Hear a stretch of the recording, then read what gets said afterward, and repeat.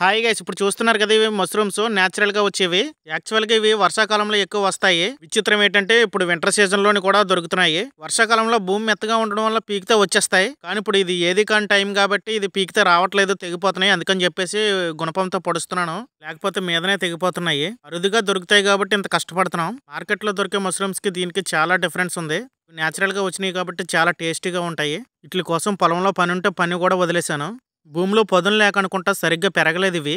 ఈ మష్రూమ్స్ మా ఇంట్లో వాళ్ళందరూ చాలా ఇష్టంగా తింటారు. మా ఫేవరెట్ ఫుడ్ ఇది. ఇంతలా కష్టపడి తీస్తున్నాను, మాకు 2 పూటలకి సరిపోతాయో సరిపోవో అనుకుంటున్నాను. మన subscribers last time video upload చేసినప్పుడు చాలా మంది కావాలని అడిగారు.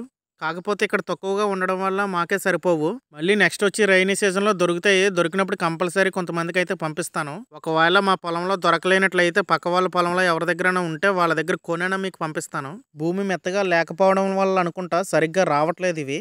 లేకపోతే చాలా పెద్ద సైజులో ఉంటాయి. ఎలాగోలాగా కష్టపడి నేనైతే తవ్వడం జరిగింది. తవ్విన తర్వాత మీకు చూపిద్దామనే ఉద్దేశంతో ఇలా పట్టుకొని చూపిస్తున్నాను.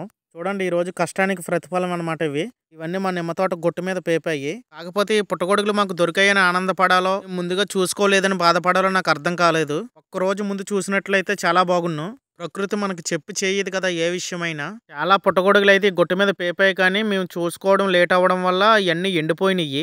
నేను చాలా ఫీల్ అయ్యాను ఇన్ని పాడైపోయినాయి అని. ఎంత తక్కువలో తక్కువ చూసుకున్నా ఒక 3 కేజీలు 4 కేజీలు ఉంటాయి ఇవి. నా వీడియో మీకు నచ్చినట్లయితే please like and share, subscribe చేసిన ఛానల్ సపోర్ట్ చేయండి.